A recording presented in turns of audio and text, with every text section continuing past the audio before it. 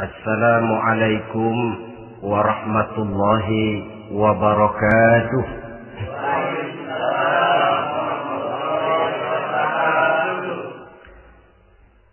Alhamdulillahi rabbil alamin.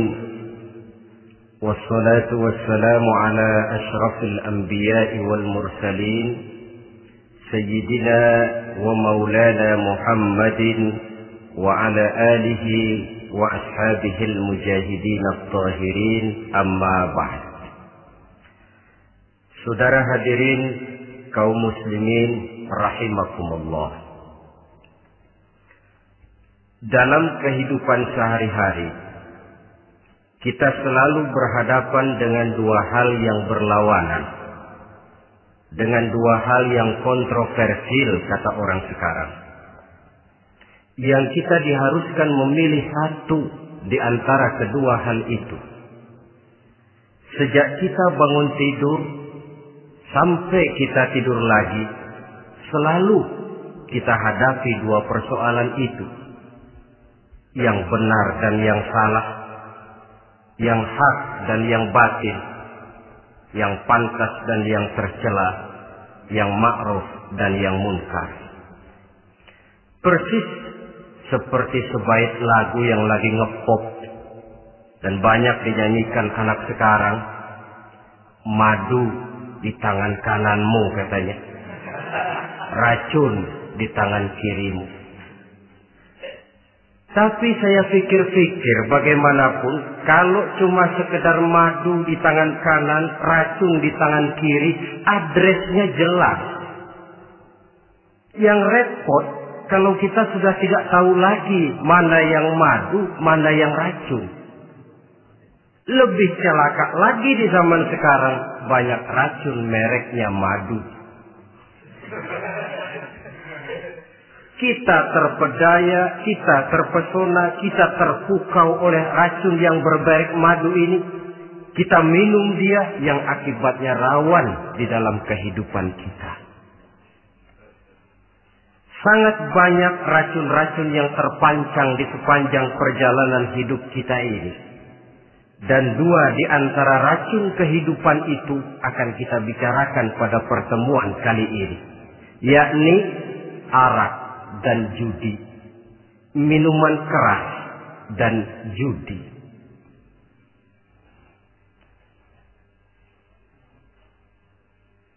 Sebagai yang kita maklum bahwa Islam bertujuan memelihara kemuliaan manusia yang diciptakan fi ahsani taqwim, dalam bentuk yang paling sempurna. Arak atau minuman keras jelas merupakan hal yang merusak dari berbagai aspek kehidupan.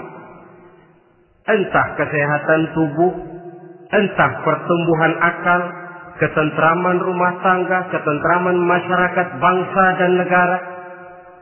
Cobalah sejenak kita adakan penyelidikan.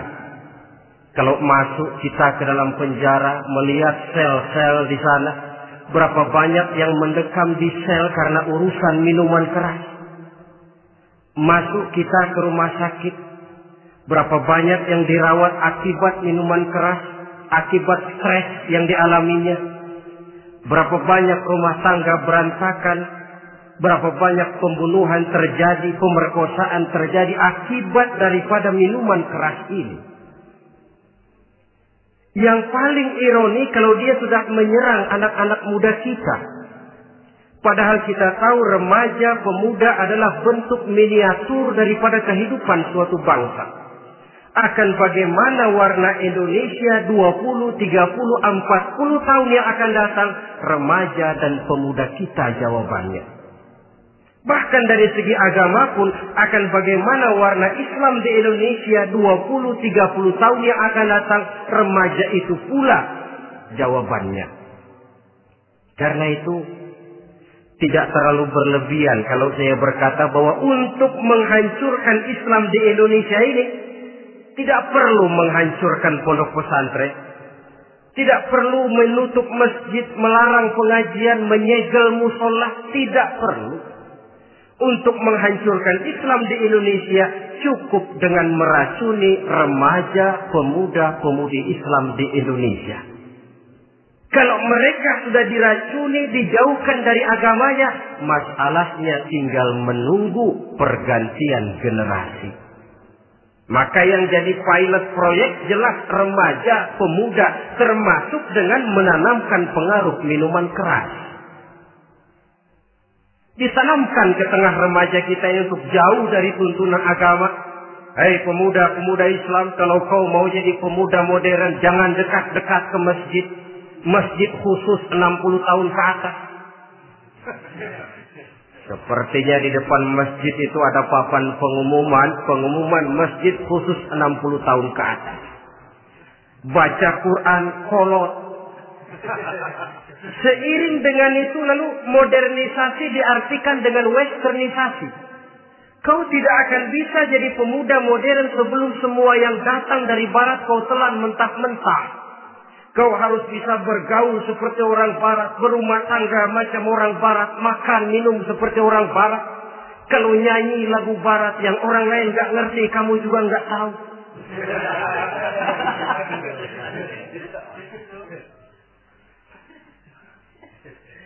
Anutlah itu free love yang pada gilirannya akan mengarah kepada free sex alias samenleven. Isaplah itu ganja, morfin, narkotik. Jikalau sudah terlena kita dengan itu, maka kehancuran suatu bangsa sesungguhnya sudah dimulai. Penyakit minuman keras ini bukan cuma penyakit zaman ini. Masyarakat yang dihadapi oleh Rasulullah Sallallahu Alaihi Wasallam 14 abad yang lalu juga masyarakat yang kemaruk dengan minuman keras. Arab jahiliyah kalau sudah minum arak mabuk, tidak cuma minum, dia mandi pakai arak. Sistem pendidikan yang disampaikan Islam bijaksana. Mula-mula diberikan gambaran bahwa arak itu walaupun ada manfaatnya tapi ada bahayanya, dan bahayanya jauh lebih besar daripada manfaatnya. Tahap kedua diberikan pesan jangan mendekati sholat dalam keadaan mabuk. Padahal sholat 1 hari 1 malam 5 kali artinya makin jauh saja dia dari arak itu. Pada saat kondisi iman sudah memungkinkan, barulah turun vonis bahwa arak itu najis, perbuatan setan, jauhi. Yang ironi yang saya katakan tadi, racun mereknya madu. Kadang-kadang kita dibuai dengan iklan yang tidak mendidik. Saya pernah lihat ada iklan misalnya, Anda ingin modern, majulah bersama minuman ini. Atau minuman ini lambang pergaulan dunia yang maju. Modern diukur dari minuman. Yang jadi korban akhirnya remaja dan pemuda-pemudi kita. Saya teringat satu analisa dari Rasulullah Sallallahu Alaihi Wasallam. Beliau bersabda, "Inna min asratis sa'ah." Sesungguhnya di antara tanda-tanda kiamat. Apa kiamat itu? Dalam arti yang umum, kiamat itu saat di mana alam ini hancur, bumi gempa, air laut tumpah ke darat, gunung meletus, planet-planet bertabrakan, lalu semua yang bernama hidup mati. Itu kiamat beneran. Saya nggak mau cerita kiamat beneran, sebab saya sendiri nggak kepengen ngalamin. Yang sering kita ngalami ini kiamat kecil-kecilan.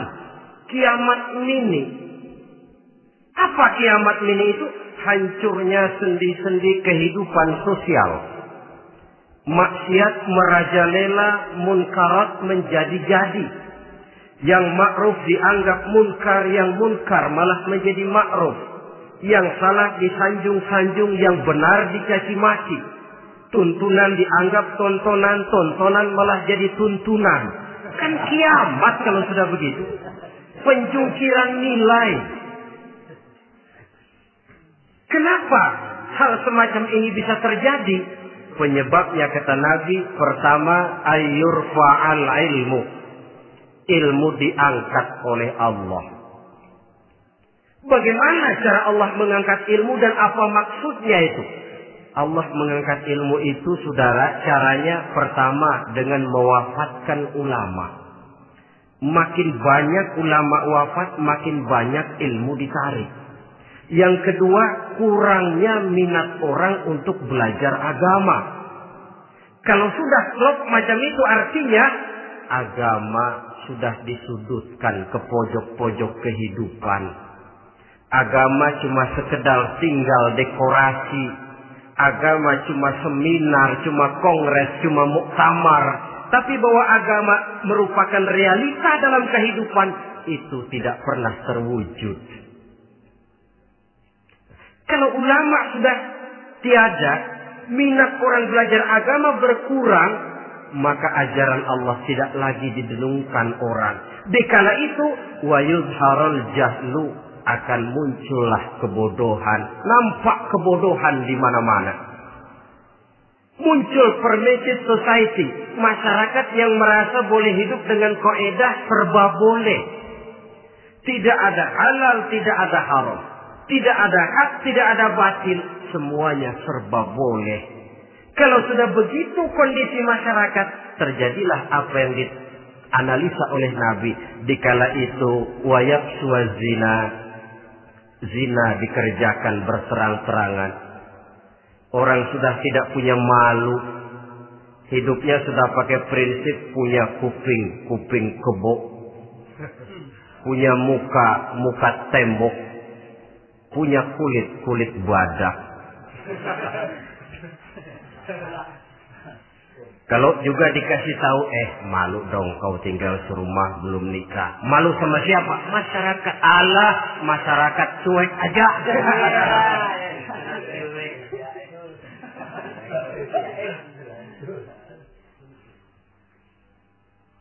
Bukankah realita kalau kita ikuti surat-surat kabar, berapa banyak sudah gadis-gadis bergelimpangan jadi korban?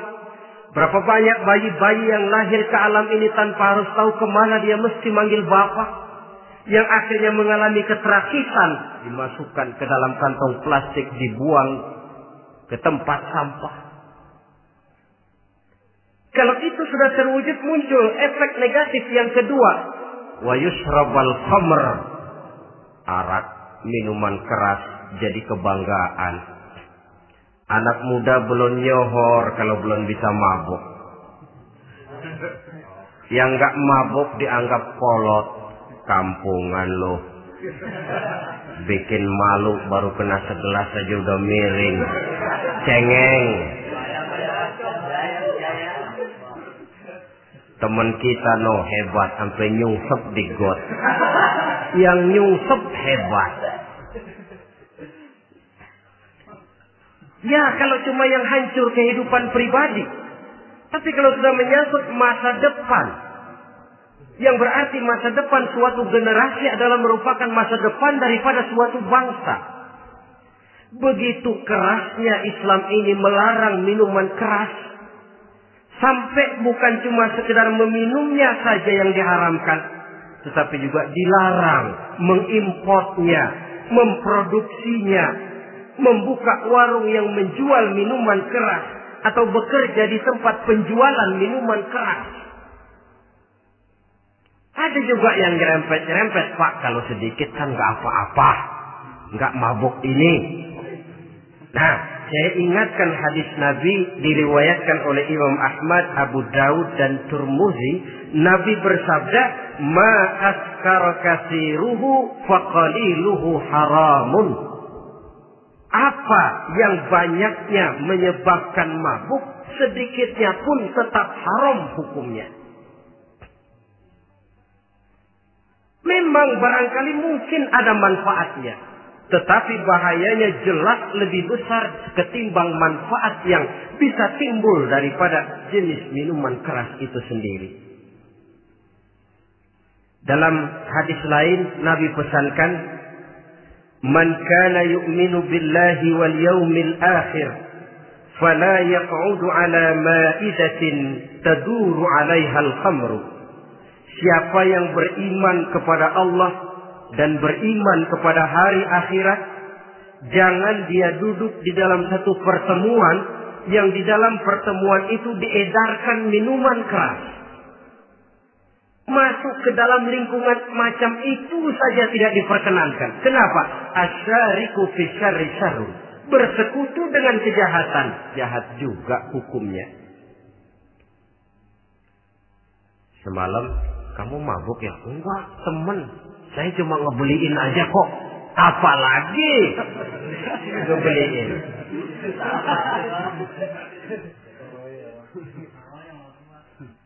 Sebab apa? Dalam keadaan mabuk, orang tidak lagi bisa berpikir secara logik. Daya kontrol hilang, artinya perbuatan sudah tidak terkontrol lagi. Yang pertama. Yang kedua, IQ tidak akan tumbuh dan berkembang secara normal seperti yang kita harapkan. Yang ketiga, harga diri akan runtuh hancur di tengah masyarakat. Bayangkan kalau tengah malam kita digotong orang diantar ke rumah kita. Dengan kondisi macam itu masih punya muka kita untuk tegak di tengah masyarakat. Masih punya harapan kita untuk tumbuh menjadi pemimpin sementara orang terkenang. Ini kan yang kemarin malam gua gotong, dia lagi mabuk.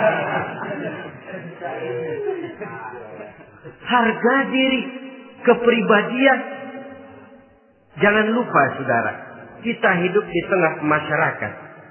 Masyarakat itu punya hukum yang tidak tertulis, tapi lebih kuat dan lebih kejam daripada hukum tertulis. Orang bilang, sekali arang tercoreng di dahi, seumur hidup orang akan tetap ingat.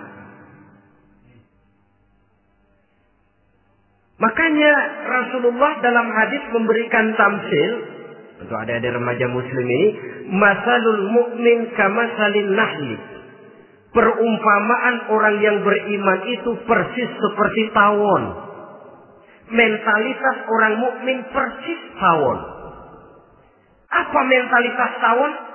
Kalau kita ngaji bab tawon, kita renungi apa keistimewaan tawon. Saya lihat-lihat, ternyata tawon itu punya 4 keistimewaan. Pertama, tawon itu yang dihisap selalu saripati bunga. Bagus makanannya.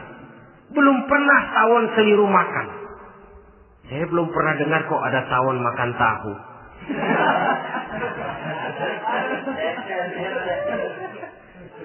Yang dimakan selalu saripati bunga. Artinya apa? Orang mukmin perutnya itu perut selektif. Yang dimakan yang baik-baik, yang diminum yang baik-baik. Yang baik menurut agama itu adalah yang halal, thayyibat. Perutnya selektif, bukan perut asbab. Kalau asbab untung apa saja masuk ke dalamnya. Tapi mukmin perutnya ini selektif. Daging kambing masuk, tahu masuk, kangkung masuk, kodok minggir. Air kelapa minum, kopi minum. Tapi kalau sudah berbau minuman keras, minggir. Sebab apa? Makanan dan minuman yang kita masukkan ke dalam perut besar ini akan digiling dalam perut besar, akan melahirkan energi, menggerakkan sel-sel pembuluh saraf. Kalau makanan dan minuman itu terdiri dari yang haram, energi yang ditimbulkan olehnya energi yang haram, mempengaruhi sel-sel pembuluh saraf. Orang akan cenderung berpikir yang haram kalau terlalu sering memakan makanan haram. Kalau sudah berpikir kepada yang haram, perbuatan pun akan mengarah kepada yang haram juga. Contoh kecil aja dah. Ada nggak maling mikirin majelis taklim? Karena yang dimakan lebih banyak yang haram, yang dipikir paling-paling nanti malam rumah siapa lagi nih ya? Sudah mengarah ke sana.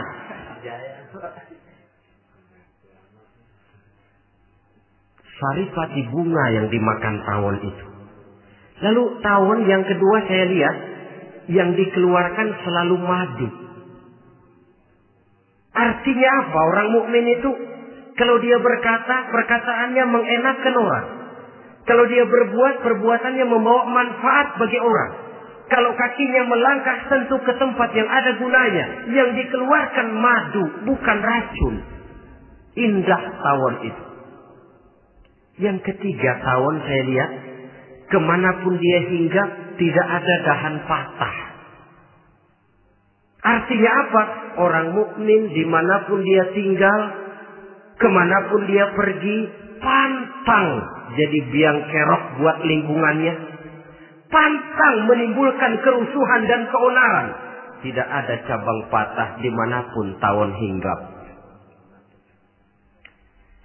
Tapi juga yang keempat, saya lihat-lihat tawon itu, jangan coba-coba diusik. Satu kali dia diusik, kemana orang lari? Nyilem masih ditungguin. Tawon.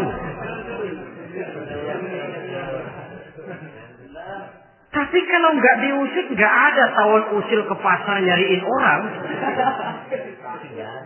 Ketika dia diusik, inilah saatnya saya harus mempertahankan kehormatan diri saya. Dia pun bangkit. Artinya apa? Orang mukmin tidak boleh nyari-nyari musuh. Tapi ketemu musuh tidak boleh lari. Musuh jangan dicari. Bertemu pun jangan lari. Mentalitas orang mukmin seperti tawon. Yang dimakan baik. Yang dikeluarkan baik. Kemana dia tinggal tidak menimbulkan keonaran buat masyarakat. Tapi juga sanggup menjaga dan mempertahankan kehormatan dirinya. Kalau konteksnya dengan masalah yang sedang kita bicarakan, minuman keras. Saya katakan tadi, kita kadang-kadang salah pilih. Tertipu oleh racun yang bermerek madu. Ada minuman empuk, nyari yang keras. Salah pilih. Ketahuan orang bikin pel buat anjing. Manusia yang nelen. Akhirnya miring kayak anjing. Saudara, mari kita renungi An-Nisa ayat 140. Allah Subhanahu wa ta'ala mengingatkan, "Qad nazzala 'alaikum fil kitab أن إذا سمعتم آيات الله يكفر بها ويستهزأ بها فلا تقعدوا معهم حتى يخوضوا في حديث غيره إنكم إذا مثلهم." Sungguh kata Allah, telah diturunkan kitab Al-Quran ini kepada kamu, yang apabila kamu dengar ayat-ayat Allah itu diingkari orang, diejek-ejek orang, fala taqudu ma'ahum, jangan kamu duduk bersama orang-orang semacam itu. Bagaimana mengejek ayat-ayat Allah misalnya? Tahu kalau minuman keras itu diharamkan, tapi masih minum juga, itu kan mengejek ayat namanya. Duduk di majelis semacam itu dilarang oleh Quran. Kenapa? Innakum idzam misluhum. Kalau kamu juga duduk di majelis semacam itu, kau dan mereka sama saja, kata Quran. Sama saja. Tahu kalau minuman yang memabukkan itu diharamkan agama, tapi minumnya juga mengejek ayat Allah. Duduk di tengah kelompok mereka berarti ikut mengejek ayat Allah. Dekat saja pun jangan, entahlah lagi sampai meminumnya. Maaf, bukankah Allah menurunkan Al-Quran kepada manusia, kata Imam Al-Ghazali, persis, maaflah, seperti gubernur bikin surat kepada Pak Lurah. Dalam suratnya Pak Gubernur bilang, Pak Lurah, tolong carikan tanah di daerah Kebayoran untuk sekolah 6.000 meter. Pak Lurah dapat surat dari Pak Gubernur, bangga bukan main. Itu surat sore, pagi, siang, malam dibaca. Ditaruh di tempat yang tinggi. Diberikan minyak wangi, mau diambil, dicium dulu. Dibawa dengan penuh hormat dan hati-hati. Tapi tanah yang dipesan Pak Gubernur tidak dicari-cariin. Penghargaan macam apa ini? Nanti Gubernur cek, Pak Lurah, siapa? Sudah terima surat saya? Sudah Pak, sudah. Bagus. Lalu bagaimana? Aduh Pak, surat Bapak sore pagi siang malam saya baca. Bagus. Apalagi Lurah? Surat Bapak saya taruh di tempat yang tinggi Pak. Saya pakai minyak wangi. Mau saya ambil, saya cium dulu. Saya bawa dengan penuh hormat dan hati-hati. Bagus Lurah. Kau memang hormat sama atasan. Cuman Lurah, tanahnya udah dicariin belum? Nah yang itu belum tuh Pak. Belum. Kata Gubernur, bagus Lurah. Besok berhenti lo ya.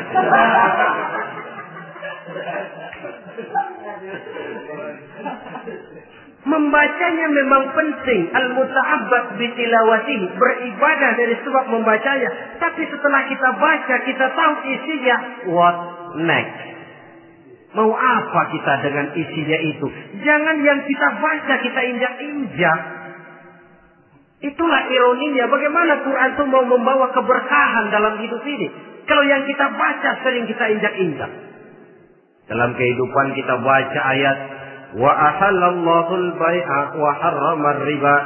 Allah halalkan jual beli, Allah haramkan riba, tapi renten ditelan terus.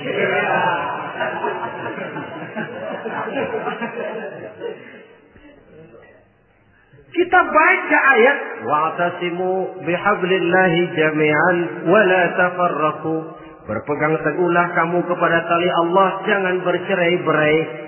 Tapi sesama muslim pelotot-pelototan jalan terus. Janganlah yang sesama muslim kadang-kadang yang mengklaim dirinya sebagai pemimpin Islam kelihatannya juga sikut-sikutan jalan terus.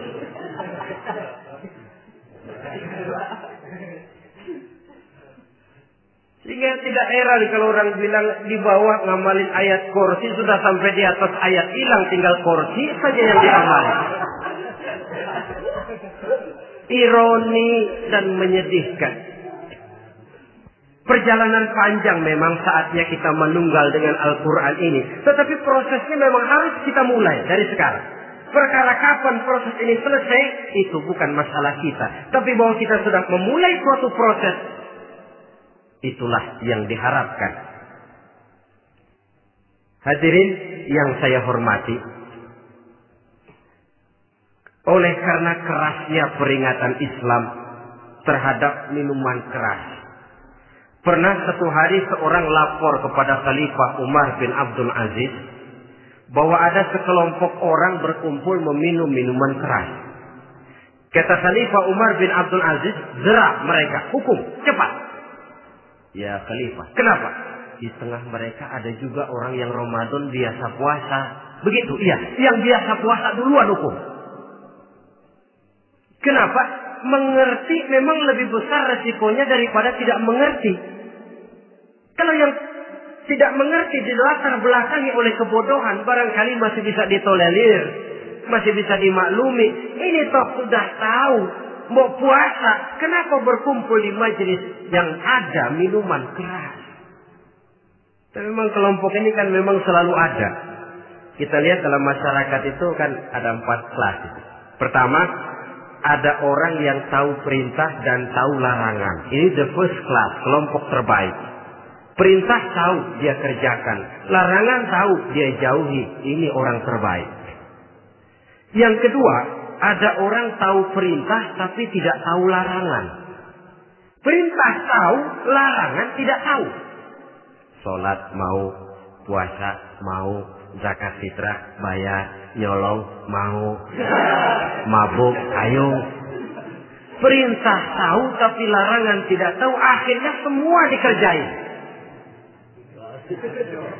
Barangkali yang rada bingung malaikat bagaimana nyatatnya ini. Kotor absen.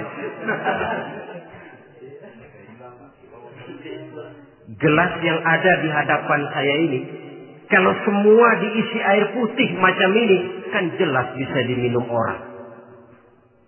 Kalau semua diisi bensin, jelas bisa diminum motor. Tapi kalau separuh diisi air putih, separuh diisi bensin, kacau. Kalau gelas yang ada di hadapan saya ini sepenuhnya diisi air putih, jelas bisa diminum orang. Kalau sepenuhnya diisi bensin, juga jelas bisa diminum motor. Yang repot kalau separuh diisi air putih, separuh diisi bensin. Kacau statusnya. Orang minum mabok, motor minum pun mogok. Dijual juga tidak laku barang campuran. Inilah makna pernyataan Allah, wala talbisul haqqa bil batil. Jangan kamu campur adukan antara yang hak dan yang batil. Perintah dikerjakan, larangan pun dikerjakan juga. Kelompok ketiga, ada pula manusia yang tahu larangan tapi tidak tahu perintah. Larangan tahu tapi perintah tidak tahu. Jahat sama tetangga tidak, mencuri tidak, mabuk tidak, zina tidak, sholat tidak, puasa tidak, polos. Semua serba tidak. Dan yang terakhir, kelompok keempat, perintah tidak tahu, larangan pun tidak tahu. Ini masuk kelompok makhluk gratis. Misalnya kambing, ayam, kerbau, itu kan makhluk-makhluk yang memang perintah tidak tahu, pun larangan juga tidak tahu. Nah, dalam hubungannya dengan ini, saya mengajak, marilah kita berusaha sekuat mungkin menjauhkan diri dari minuman keras yang jelas bahayanya dengan hidup tidak jauh dari bimbingan agama. Hadirin kaum muslimin rahimakumullah. Kawan seiring dan sejalan dari minuman keras, judi namanya. Saudara kembar barangkali. Yang satu sering menimbulkan yang lain, tetapi bukan tak jarang keduanya berjalan berdampingan. Posisi judi dan arak ini dalam Quran sama bahayanya. Apa sebab? Mentalitas judi adalah mentalitas sirkel, lingkaran setan. Artinya, yang menang biasanya ketagihan, yang kalah biasanya penasaran. Ini yang menyebabkan orang tidak mau berhenti.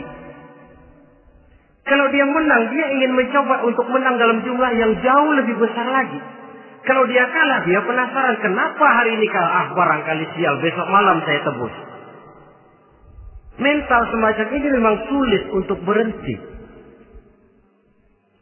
Kenapa judi diharamkan dalam Islam? Pertama, seorang muslim di dalam berusaha mencari harta, dia harus mengikuti sunnatullah. Kata kita orang muslim, hukum alam kata orang sekarang, natural of law bahasa kerennya. Berusaha menurut hukum kausal, memasuki rumah dari pintunya, menunggu suatu akibat dari sebab yang kita lakukan. Bahwa kalau begini, mesti begitu. Karena kita memang terikat oleh permainan yang disebut hukum alam ini. Hidup bukan undian, jangan mengharap untung besar tanpa mau peras keringat. Satu pagi Khalifah Umar bin Khattab radhiyallahu an masuk ke masjid. Beliau lihat ada orang sedang berdoa khusyuk betul. Ditunggunya 2 menit, 3 menit, sampai 10 menit lebih belum juga selesai. Agak lama orang itu berdoa. Selesai berdoa, dihampiri orang itu oleh Sayyidina Umar. Beliau tanya, saudara, lagi apa tadi itu? Berdoa ya Khalifah. Minta kepada Allah? Tentu minta kepada Allah. Minta apa? Minta rezeki. Sudah lama? Dari tadi habis sembahyang subuh. Dapat? Belum. Ya memang kata Sayyidina Umar, inna sama la tumtiru zahaban wala fiddatan. Langit itu tidak mungkin akan menghujankan emas, tidak mungkin pula menghujankan perak. Jadi orang dilarang duduk bermalas-malas menunggu keajaiban yang datang dari langit. Karena memang hidup ini bukan undian. Jadi jangan mengharap untung besar tanpa mau peras keringat. Di dalam berusaha kita terikat oleh sunnatullah. Kalau begini sebab penyebabnya, akan begini akibat yang ditimbulkannya. Yang kedua, Islam menjadikan harta manusia itu sebagai benda berharga yang dilindungi. Mengambilnya dengan judi termasuk memakan harta orang lain dengan cara yang batil. Yang ketiga, judi itu sendiri dapat menimbulkan permusuhan dan pertentangan antara para pemain itu sendiri. Meskipun kelihatannya kompak duduk dalam satu meja yang saling berhadap-hadapan, yang kalah kelihatannya pasrah, tetapi kan itu cuma kulit permukaan. Batinnya bagaimanapun juga yang kalah itu tetap mendendam. Sedangkan yang kalah di samping mendendam juga mengomel, mencaci mungkin. Ya lawan bermainnya, ya mungkin juga dirinya sendiri. Dan yang keempat, judi itu merusak aktivitas hidup. Membuat orang membuang waktu dengan tidak terasa. Dan yang pada gilirannya melupakan orang kepada tanggung jawab. Wah, kalau sudah memegang kartu, konon kabarnya, saya sendiri alhamdulillah belum pernah. Lupalah orang anak, lupalah orang kepada istri, lupalah orang kepada tanggung jawab. Waktu pun berlalu tanpa terasa. Apalagi kalau sudah diiming-iming oleh gambaran akan memperoleh keuntungan yang besar. Termasuk di dalam judi itu undian, apapun namanya. Yang usaha ke arah ini seharusnya tidak dipermudah, walaupun dengan embel-embel dana kemanusiaan, sumbangan sosial. Saya tidak begitu yakin, saudara, bahwa bangsa Indonesia ini sudah begitu menipis rasa kemanusiaannya, sehingga untuk berlaku sosial mesti diimbangi dengan hadiah sekian juta rupiah. Saya tidak percaya bahwa umat Islam di Indonesia sudah begitu tipis rasa kasih sayangnya kepada sesama, sehingga sulit mengeluarkan bantuan kalau tidak diimbangi dengan hadiah yang sekian puluh juta rupiah. Yang saya khawatir apa? Pada gilirannya di negeri ini akan makin banyak penghayal-penghayal kelas berat. Tukang-tukang ngelamun kelas tinggi. Yang hidup cuma ngumpulin jikalau. Jikalau, andai kata, umpama misalnya. Orang sudah kemana-mana, kita masih menghitung jikalau.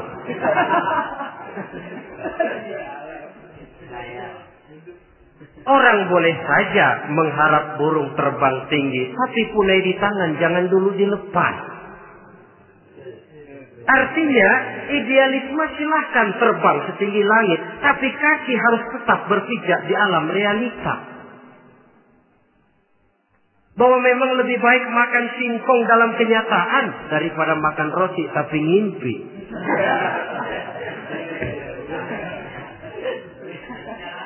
Kadang anaknya menangis, Pak, minta jajan, ada uang 200 rupiah. Sudahlah, sabar, kau jangan jajan, nanti bapak beliin kalau tembus 100 juta nih. Akhirnya yang 100 juta tidak, anak pun kelaparan. Bukankah akan jadi masalah bagi semuanya? Belum lagi rasa sayang kepada harta yang sudah dia miliki. Entah itu tanah, rumah, kendaraan. Kalau sudah kadung kalah di meja judi, hilang rasa sayang kepada benda itu. Ada rumah-rumahnya dilelang, ada kendaraan-kendaraan jadi taruhan. Ada jam tangan pun copot tanpa terasa. Maka berapa banyak rumah tangga berantakan, istri minta cerai, orang jadi nekat merampok. Orang jadi nekat mencuri, korupsi kalau dia pejabat. Akibat apa ini? Pengaruh yang namanya judi. Saudara kaum muslimin, ma'asyiral muslimin rahimakumullah. Itu sebabnya di dalam surah Al-Maidah ayat 90 Allah menekankan, innamal khamru wal maisir wal ansab wal azlam rijsun min amali syaitan fajtanibuhu la'allakum tuflihun. Sesungguhnya arak, judi, berhala, mengundi nasib itu rijsun. Ya Allah, jarang benar Quran menggunakan kalimat rijsun. Rijsun ini sudah merupakan puncak kekotoran. Bapak moyangnya najis, itu rijsun. Rijsun, kotor. Sudah kotor ditambah pula min amali syaitan, pekerjaan setan. Wajtanibuhu, jauhi. Jangan sampai main, dekat saja tidak boleh, jauhi. La'allakum tuflihun, jikalau kamu mau menjadi orang-orang yang beruntung. Sejarah tidak pernah mencatat ada orang jadi miliuner karena judi. Sejak David Rockefeller sampai Aristotle Onassis, orang-orang kaya top di dunia, mereka kaya bukan karena judi, tapi karena kemauan peras keringat banting tulang, mau memulai sesuatu dari kenyataan yang real di depan mata. Sebab apa? Hidup ini memang perjuangan. Janganlah kita ingin hidup dengan satu prestasi, ingin tetap hidup seperti apa adanya sekarang ini saja, toh kita harus berjuang. Apalagi ingin hidup lebih baik, lebih terhormat, lebih mudah. Hidup perjuangan. Perjuangan berarti pengorbanan. Berani hidup artinya berani berjuang. Berani berjuang maksudnya rela berkorban. Takut berkorban, jangan berjuang. Tidak mau berjuang, berhenti hidup. Itu logika. Dan bagaimanapun saya yakin lebih baik berkorban daripada menjadi korban. Kalau sekarang kita berkorban, peras keringat, banting tulang, berusaha secara sunnatullah untuk menghidupi anak, istri, keluarga, pada satu saat kita tidak akan menjadi korban kebrutalan anak-anak kita sendiri. Kalau mereka dibesarkan dan tumbuh berkembang oleh hasil yang diperoleh dari meja judi. Ayat 91 Al-Maidah ini lebih memperkuat lagi. Kalau itu arak, judi, berhala, mengundi nasib adalah perbuatan setan, sebenarnya setan mau apa sih? Ayat 91 menegaskan, innama yuridu syaitanu ayyuqi'a bainakumul adawata wal baghdha'a fil khamri wal maisir. Yang dimaui setan itu tidak lain supaya dengan arak dan dengan judi timbul rasa permusuhan, sikap memusuhi, saling marah di antara kamu. Coba, biasanya dalam meja judi sudah loyo, waktu juga sudah berlarut-larut. Yang menang mau berhenti, apa yang kata yang kalah? Berhenti dah, gue wacok loh. Enak bener, gue lagi kalah, lu berhenti. Coba, kira-kira kapan akan selesai permainan? Akan timbul permusuhan, akan timbul rasa dendam, kesumat yang ditanamkan oleh setan. Karena memang baik arak, baik judi, baik berhala, baik mengundi nasib, itu semua permainan-permainan setan yang diberikan kepada kita untuk kita ikut andil bermain di dalamnya. Tatkala kita ikut terkena jerat setan, tertawalah mereka. Kenapa? Oh, makin banyak teman saya di neraka. Maaf, setan itu kan sudah tahu vonisnya.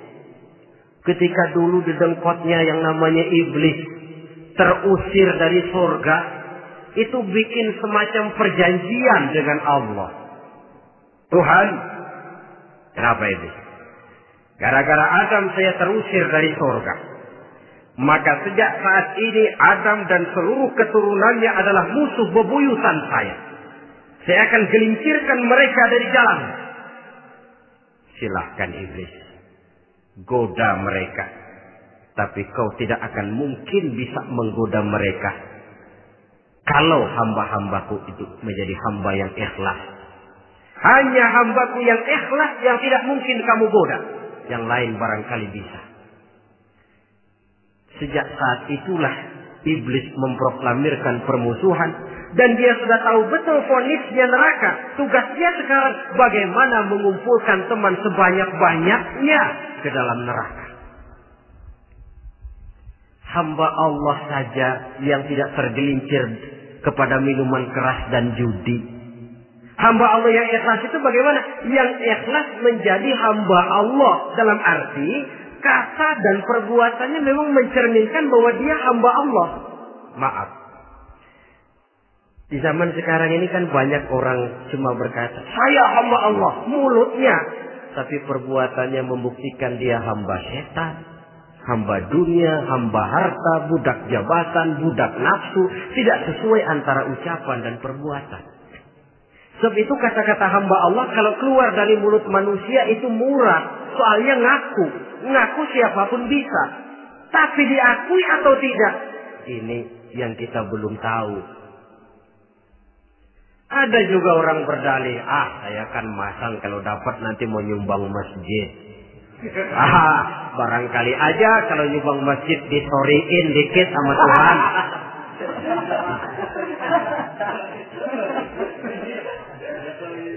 Apa bisa begitu? Saudara, kita tidak mungkin mencuci kain dengan air najis. Innallaha thayyibun, kata Nabi, la yaqbalu illa thayyiba. Allah itu baik dan hanya menerima yang baik. Bahwa dalam Islam tujuan yang baik harus dicapai dengan prosedur yang baik. Bahwa niat menyumbang masjid bagus, tapi hasil daripada judi atau undian tidak akan menyampaikan kita kepada tujuan itu. Tidak boleh mencuri kain walaupun niatnya untuk sholat. Kalau nyolong kain niatnya buat sembahyang, dimaafin kali. Walaupun sholatnya sah, mencuri kainnya tetap saja dosa. Islam tidak menghalalkan segala cara untuk mencapai suatu tujuan. Bahwa tujuan yang baik harus dicapai dengan cara yang baik juga. Dan penyakit judi ini juga bukan penyakit baru. Sejak dulu. Masa jahiliyah judi mereka. Saya kira kalau Las Vegas, kota judi Amerika saja barangkali masih kalah dengan cara judi jahiliyah dulu. Mereka kalau sudah judi itu uang. Habis uang ada punya tanah pasar, taruhan. Habis tanah ada rumahnya dipasang. Apalagi yang ada? Ternak unta dipertaruhkan. Harta habis, rumah ludes, kebun binasa. Ada istri juga dipasangin. Judi.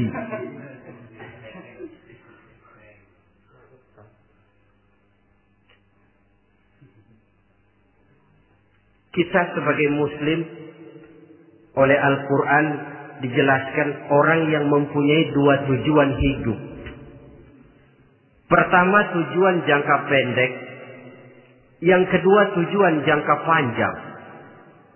Tujuan jangka pendek dunia dan seluruh isinya. Tujuan jangka panjang adalah akhirat dan ridho Allah. Ini yang terpantul dalam doa setiap kita. Rabbana atina fid dunya hasanah wa fil akhirati hasanah. Tercapai tujuan jangka pendek fid dunya hasanah, dan tujuan jangka panjang wa fil akhirati hasanah. Untuk mencapai tujuan jangka pendek, merangkul dunia dan seluruh isinya, apa yang jadi modal utama? Pertama, pendidikan. Makin tinggi jenjang karier pendidikan yang kita tempuh, rasa-rasanya makin mudah menjangkau dunia dan isinya. Yang kedua, pengalaman. Tenaga expert masih tetap diperlukan. Makin banyak pengalaman, makin mudah menjangkau dunia. Yang ketiga, dan ini ada tapi tidak bisa dijadikan pegangan, faktor nasib. Faktor kebetulan. Ada. Tapi tidak bisa dijadikan pegangan mutlak. Pendidikan, pengalaman, ingin menjangkau fid dunya hasanah. Ini modal utama. Lalu untuk mencapai fil akhirati hasanah, prestasi ibadah. Bagaimanapun tinggi pangkat dan jabatan kita, bagaimanapun banyak gelar kita sandang, tanpa prestasi ibadah, nol besar kita dalam pandangan Allah. Itu sebabnya kita sholat. Jadi tidak beralasan kalau orang ditanya, kenapa sih kamu gak sholat? Tetangga saya sholat melarat terus. Memang sholat itu bukan untuk mencari uang kok. Kalau ada orang yang rajin sholat, rezekinya kelihatan lancar, itu cuma sekedar persekot.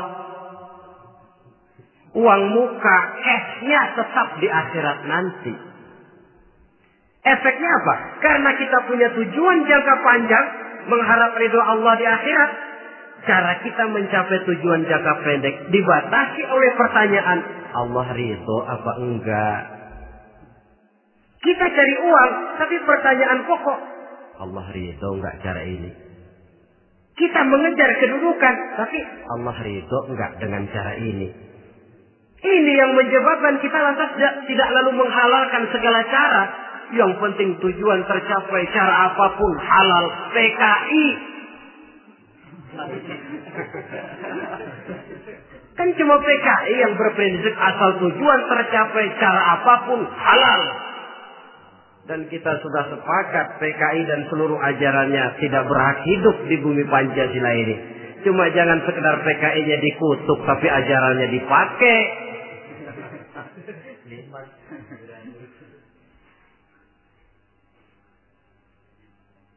Nah, untuk mencapai dua tujuan ini, Islam mengajarkan sistem keseimbangan. Sehingga Nabi sabdakan, "I'mal li dunyaka ka'annaka ta'ishu abada, wa'mal li akhiratika ka'annaka tamutu ghada." Bekerjalah buat duniamu seolah-olah kau akan hidup untuk selamanya, tetapi bekerjalah untuk akhiratmu seolah-olah kau akan mati besok.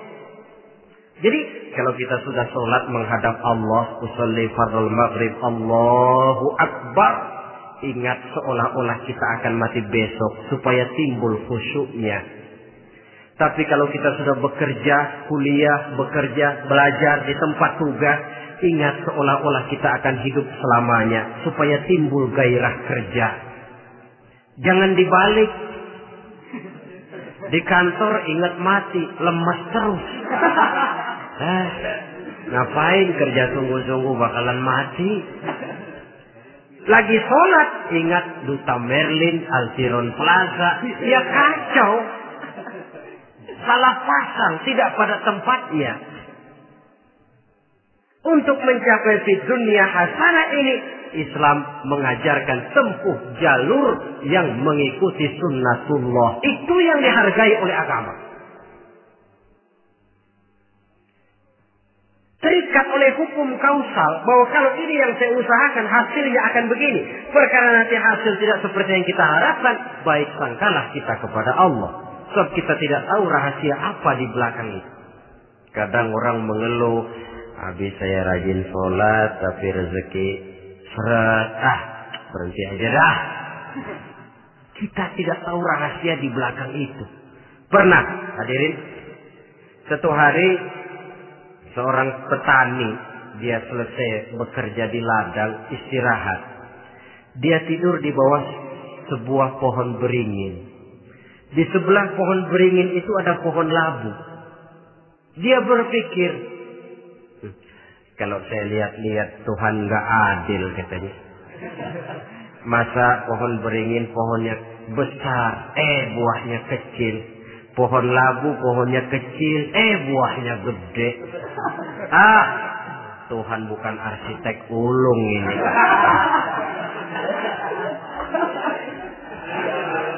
Mestinya supaya enak dilihat, beringin yang pohonnya besar buahnya sebesar buah labu. Pohon labu yang pohonnya kecil buahnya kecil saja sebesar buah beringin. Tidak adil Tuhan. Baru dia selesai berpikir Tuhan tidak adil, jatuh sebutir buah beringin tepat menimpa hidungnya. Dia terkejut. Astagfirullahaladzim. Kalau begitu saya sadar katanya, Tuhan benar-benar adil. Coba kalau buah beringin segede buah labu. Waduh, kayak apa muka saya ini?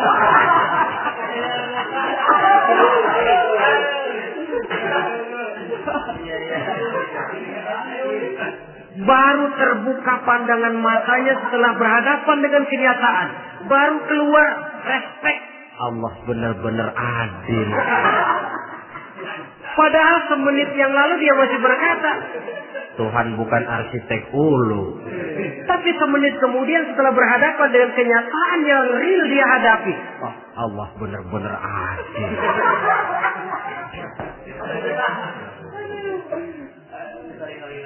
Itulah kehidupan ini.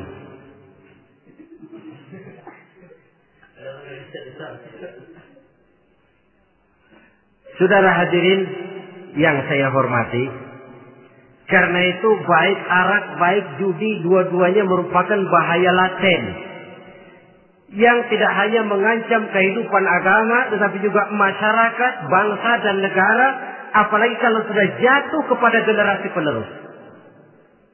Dan yang bagaimanapun juga saya berpikir sebenarnya remaja, pemuda, pemudi kita cuma korban dari suatu sistem. Sebab ini merupakan tanggung jawab bersama. Ulama mubalik macam saya paling wewenangnya cuma ngomong. Yang punya SK untuk memberhentikan pabrik minuman keras itu kan Menteri Perindustrian. Tangan-tangan eksekutif. Sehingga kalau Nabi katakan, Man ra'a minkum munkaran falyughayyir biyadihi wa illam yastati' fa bilisanihi wa illam yastati' fa biqalbihi. Apabila salah seorang kamu melihat suatu kemunkaran, termasuk minuman keras dan judi di dalamnya, rubah itu. Dengan cara apa? Kalau kau mampu dengan tangan, artinya power, kekuatan. Kalau dengan tangan tidak mampu, ini orang kalau gue pukul gue yang melintir. Umpamanya, fabilisan nih, dengan lidah ngomong.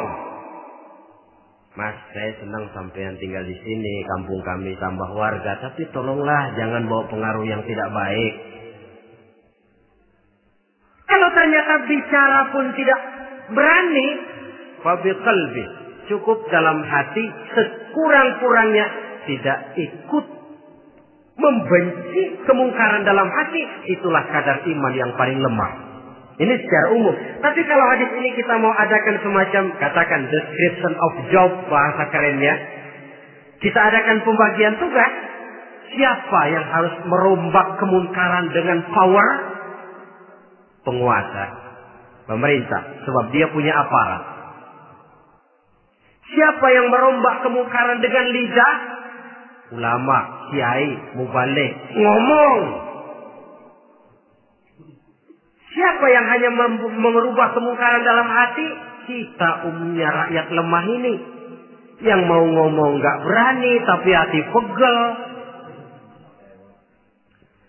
Nah, kalau sudah ada pembagian tugas semacam itu, insya Allah masing-masing akan berjalan pada relnya, dan pada akhirnya selamatlah kita, bangsa Indonesia, umat Islam pada khususnya, dari bahaya, baik bahaya minuman keras maupun bahaya judi. Menyelamatkan bangsa dan yang lebih lagi menyelamatkan masa depan kita. Sekianlah saudara pertemuan kita pada saat ini. Mudah-mudahan ada manfaatnya. Terima kasih atas segala perhatian. Mohon maaf atas segala kekurangan. Usikum wa nafsi bitaqwallah. Wassalamualaikum warahmatullahi wabarakatuh.